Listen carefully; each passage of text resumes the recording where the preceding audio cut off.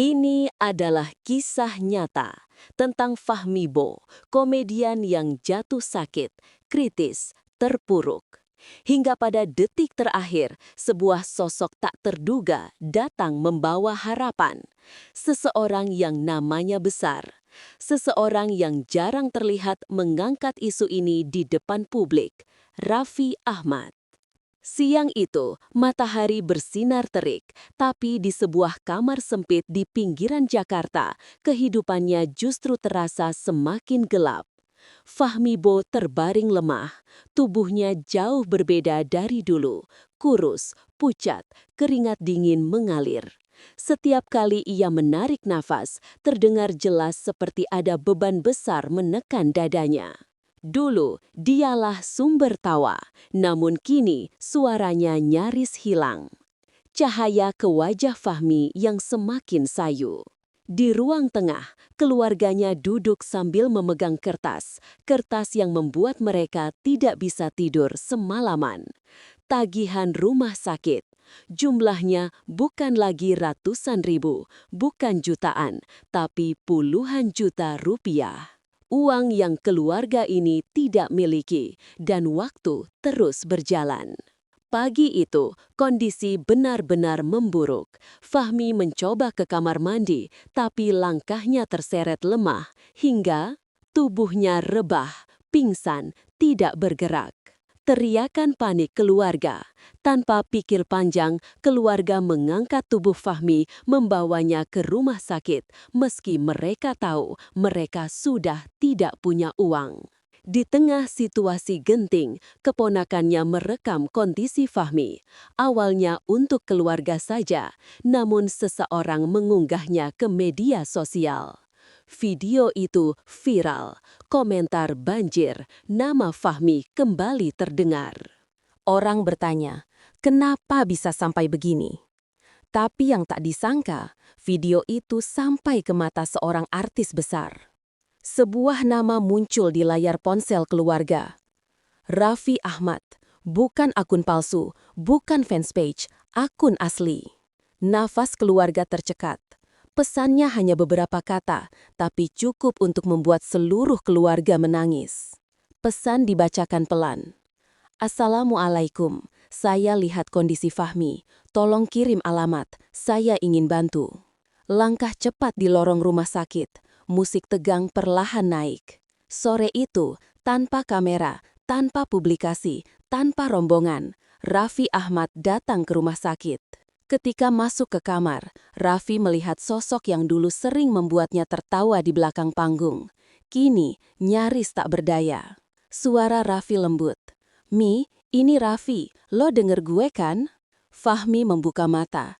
Ia melihat wajah Raffi, dan air matanya jatuh tanpa bisa dicegah. Raffi tidak datang hanya untuk menjenguk. Percakapan dengan dokter. "Raffi, dok, semua biaya dan tindakan medis saya yang tanggung. Jangan tahan apapun, lakukan yang terbaik." Keluarga Fahmi tidak kuat menahan haru.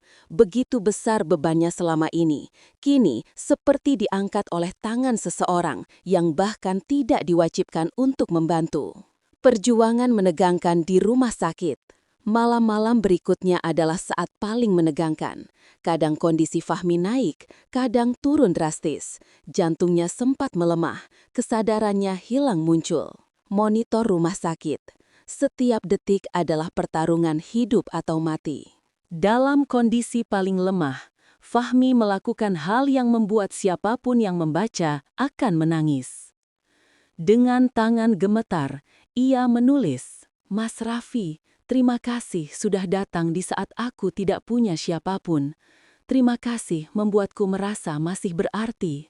Namun saat itu, Fahmi tidak tahu apakah ia akan sempat memberikan surat itu. Alarm monitor meningkat cepat. Malam itu, kondisi Fahmi menurun tajam. Nafas pendek, detak jantung melemah. Dokter berlari masuk. Keluarga berteriak memanggil nama Fahmi. Ketegangan memenuhi ruangan. Dan di saat itulah, kabar sampai ke telinga Raffi. Langkah tergesa melintasi lorong. Raffi datang tergesa. Ia membatalkan jadwal syuting, ia tinggalkan semua pekerjaan. Ketika ia tiba di kamar, Fahmi masih sadar, namun hanya dengan sisa tenaga. "Mih, gue di sini. Lo dengar gue? Lo jangan pergi, Mih." Fahmi memandang Raffi lama, seolah menitipkan seluruh hidupnya. Dan di saat itulah, musik berubah dari tegang menjadi haru dan pelan. Dan sesuatu yang tak masuk akal terjadi. Dokter mengatakan kondisi Fahmi tiba-tiba stabil, nafasnya kembali teratur, detak jantungnya menguat. Semua orang terdiam, semua takjub. Beberapa hari berlalu dan kondisi Fahmi benar-benar membaik. Fahmi mulai bisa duduk, mulai bisa bicara jelas, mulai bisa tersenyum. Dan setiap kali Raffi datang, mata Fahmi selalu berbinar. Suara Raffi, "Mih, nanti kalau lo udah sehat, kita tampil bareng lagi ya. Lo nggak akan gue tinggalin." Fahmi menangis mendengarnya. Setelah sekian lama merasa terlupakan, ternyata masih ada yang peduli. Kisah ini mengingatkan satu hal, bahwa popularitas bisa hilang, namun kebaikan hati tidak pernah mati. Di saat seseorang berada di jurang terdalam hidupnya, ada malaikat yang muncul dalam wujud manusia. Dan bagi Fahmi, malaikat itu bernama Raffi Ahmad. Kisah ini bukan tentang sakit, bukan tentang kemiskinan. Ini tentang harapan, tentang persahabatan, tentang seseorang yang memilih hadir ketika dunia berpaling.